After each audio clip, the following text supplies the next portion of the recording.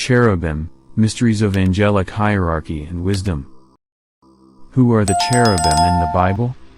In Jewish, Christian, and Islamic tradition, a cherub, plural cherubim, is a divine winged entity with human, animal, or bird-like features who serves as God's throne bearer. The accounts of the cherubim in the Hebrew Bible highlight their superhuman mobility and cultic position as God's throne bearers, rather than their intercessory activities. The cherubim are one of the higher classes of angels in Christianity, and as celestial attendants of God, they constantly glorify Him. The cherub is pictured as having 2 pairs of wings and 4 faces in the book of Ezekiel and, at least some, Christian artworks. Their legs were straight, their feet glistening like polished brass, the soles of their feet like the hooves of a bull. Sometimes considered to be the highest form of the angelic beings, the cherubim are occasionally scattered throughout Scripture and appear to take on a varied set of roles. The cherubim, or in their singular form cherub, were the angelic servants of God, those who performed the divine duties upon the earth and set about to ensure His will was being carried out. But primarily, their occupation far preceded the antics of man, where they were initially thought to have been created by God to guard the gates of Eden. We've all likely seen the cherubim from Western Christian artwork where they appear to be small, plump boys with wings, sometimes even babies, that hover around the clouds looking innocent. It's likely that this was inspired by the Puto, a figure in classical artwork depicted by a chubby child, and that the use of a child in this instance, in accordance with the cherubim, was to exemplify their purity and innocence.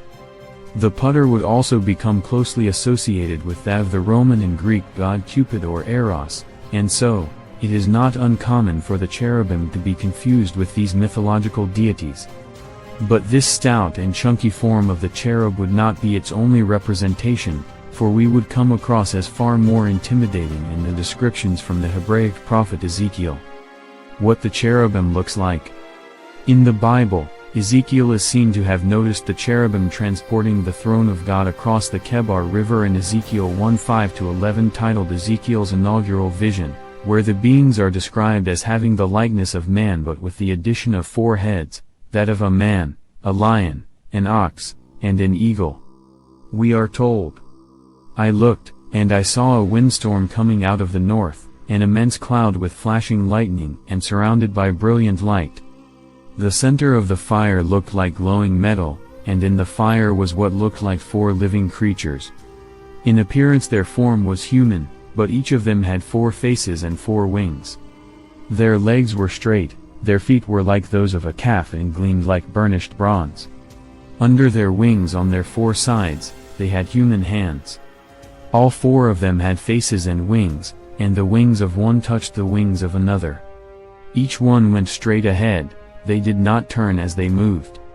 Here, we get a pretty good description of what these beings look like, that they had 4 wings, they were human in form, and that they had 4 faces made up of animals. We also see here that some of their limbs appear to be like those of animals, notably, their feet, which belong to those of a calf. It is understood that the 4 faces are representations of the 4 domains of God's rule: man, which stands for humanity; the lion, for wild animals; the ox, for the domesticated animals; the eagle, for the birds. It's also interesting to note that they move like flashes of light, implying that they were swift and were likely far beyond the power of a regular human man. Interestingly, Ezekiel does not refer to them as cherubim in this part of the Bible, but confirms their identity in chapter 10, telling us, "I looked, and I saw beside the cherubim 4 wheels, one beside each of the cherubim, the wheels sparkled like topaz. As for their appearance, the 4 of them looked alike, each was like a wheel intersecting a wheel. As they moved, they would go in any one of the 4 directions the cherubim faced, the wheels did not turn about as the cherubim went. The cherubim went in whatever direction the head faced, without turning as they went. Their entire bodies, including their backs, their hands, and their wings, were completely full of eyes, as were their 4 wheels. I heard the wheels being called the whirling wheels. Each of the cherubim had 4 faces, one face was that of a cherub, the second the face of a human being, the third the face of a lion, and the fourth the face of an eagle. Then the cherubim rose upward. These were the living creatures I had seen by the Kebar River, Ezekiel 10:9-15. Now, you might have noticed that his description of them slightly changes from his account in chapter 1. You'll notice here that the face of the ox is replaced by the face of a cherub. Though, the reasoning for this is ambiguous.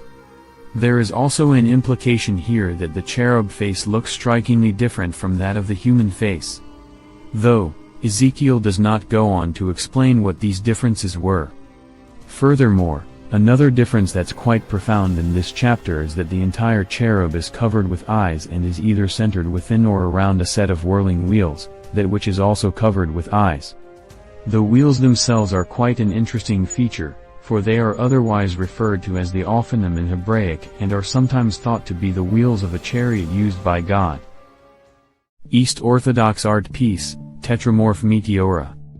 The above/side East Orthodox art piece from the 5th or 6th century depicts Ezekiel's vision and is referred to unofficially as the Tetramorph Cherub.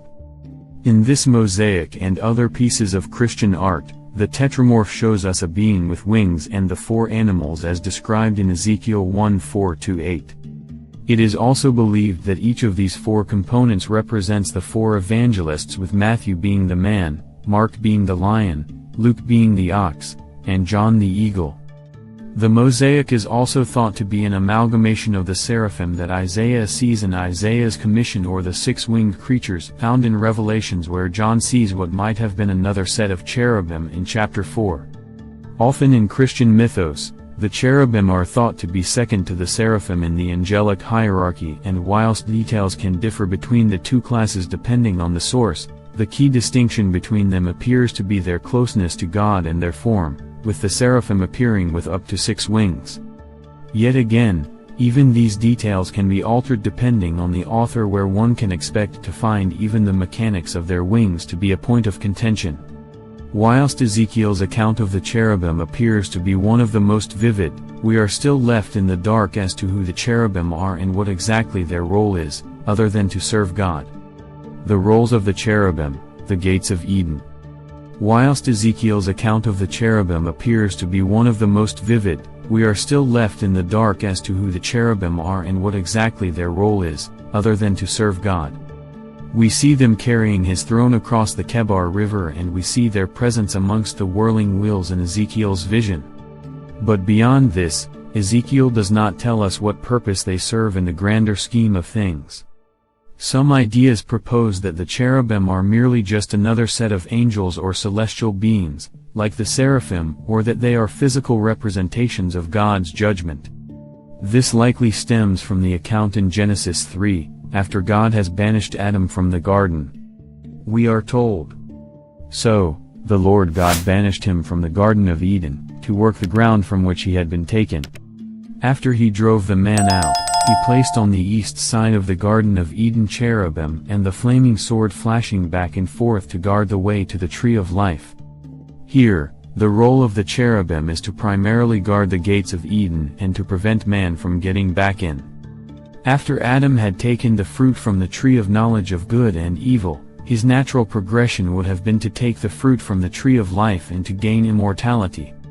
But after having betrayed God by falling for the serpent's words, God deemed a man unworthy of immortality, and so, denied him from ever supping from the tree. Taking no chances, we even see him here give the cherubim, as if they weren't strong enough already, a flaming sword to fend off man should he dare find his way back to Eden. Yet, another idea regarding the cherubim also relates to the fall of man, in that they are considered by some to be a symbolic representation of redeemed humanity, or humanity who had never sinned. The cherubim by this idea are perfect in appearance, eternally youthful, powerful, and the closest to God. By this, they serve as a reminder of what could have been had Adam and Eve not given in to their temptations, and remind believers that they should strive to be better. There's also hope in this idea, in that should one be righteous and not make the same mistakes as Adam and Eve, they might yet achieve the cherubim status and become closer to God.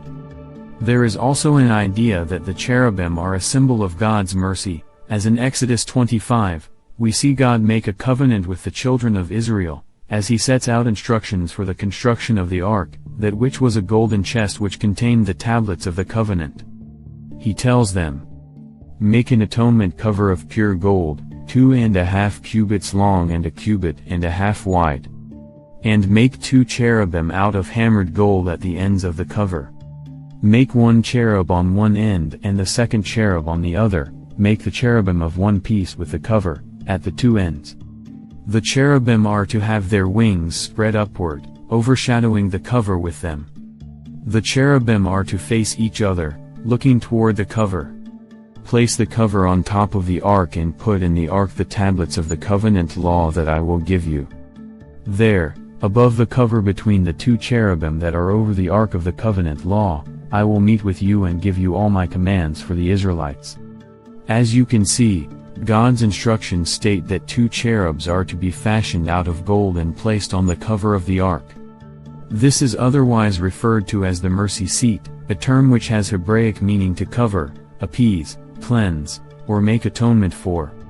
It was believed that once a year, a high priest would sprinkle the blood of a sacrificed animal onto the mercy seat to atone for his sins and the sins of the Israelites to appease God's anger. It was also believed that the presence of the ark was the only place where forgiveness from God could be truly achieved. With that, the inclusion of the cherubim atop the mercy seat certainly makes them seem like advocates for God's mercy and figures that represent God's compassion towards mankind. God also tells the Israelites that, there above the cover between the 2 cherubim that are over the ark of the covenant law, I will meet with you and give you all my commands for the Israelites. By this, it might be said that the cherubim are something of a bridge towards God, or perhaps as close as one can ever get on the mortal realm. By promising the Israelites that he will meet them there before the cherubim automatically become halo tokens or characters, those who are still held today in high regard, as they signpost the way to God. Other appearances of the cherubim in the Bible. It isn't the first time that God instructs something to be built with the inclusion of cherub symbolism, for when it comes to building the tabernacle in Exodus 26, otherwise known as the tent of the congregation, God instructs the Israelites to fill the tent with 10 curtains. He says, "Make the tabernacle with 10 curtains of finely twisted linen and blue, purple and scarlet yarn, with cherubim woven into them by a skilled worker." By including the cherubim upon the curtains of the tabernacle, they serve as a constant reminder of how important they are to God, and perhaps like in the aforementioned example with the fall of man, they serve to remind men of what they could have been and what they still might be in terms of their closeness to God. You'll notice that it requires a skilled worker to complete this task, and not just anyone, suggesting, yet again, the importance of these winged creatures. As if that wasn't enough, we later understand in the first book of Kings that the ark was placed inside Solomon's temple, which furthermore cemented them as paramount figures, and that Solomon built 2 large cherubim statues that were made from olive wood. We also see the cherubim described in more practical use for the Lord, in that he uses them to fly. In a song of praise by David, we are told, he mounted the cherubim and flew. He soared on the wings of the wind. Through this, it might be said that the cherubim maintain yet another role, and that is to serve in transporting God from heaven to earth. Cherubim in the Jewish traditions. Meanwhile, in Jewish beliefs, the cherubim also have some paramount importance despite being the 9th rank in the angelic hierarchy, according to various editions of the Torah. In some Kabbalistic works, however, the cherubim are considered to be amongst the seraphim in authority and appear to rank much higher. Rabbinical literature also points to there being a total of 2 cherubim, one who is a girl and one who is a boy, and that the 2 take the seat of either end of the mercy seat. Of course, within Judaism, there is a wider range of beliefs when it comes to the role and nature of angels, and there is much debate within communities as to how biblical passages that speak of angels should be interpreted. The cherubim are no exception, with some beliefs painting them as more metaphoric or even illusionary figures to others interpreting them as mystical entities. In the various midrash, the cherubim are sometimes twofold and are often seen as aforementioned, guarding the gates at the entrance to paradise. However, their physical appearance is often debated, with some believing they are more human or others believing they take a more ambiguous form. According to Titus Flavius Josephus, however, a 1st-century Roman Jewish historian, he states in his book Antiquities of the Jews that no one can tell or even conjecture what the shape was of these cherubim. Another Jewish belief is that the cherubim exists not as gods for paradise but instead something of a divine courier, who acquires information from the spirit of a person. It is believed that the spirit reveals to the cherub every good and bad thing that a person has done, which the cherub then takes to the seraph, who will bring it before God for judgment. Cherubim in the Islamic traditions. Meanwhile, in some Islamic beliefs, the cherubim are the closest of all the angels to God and can sometimes be seen as sevenfold, much like the archangels. These angels are often thought to be found floating around the throne of God, where they constantly shower him with praise, often with the phrase "Glory to Allah." There's also an idea, according to some Islamic exegesis, that the cherubim shines so brightly that no one can see what they look like.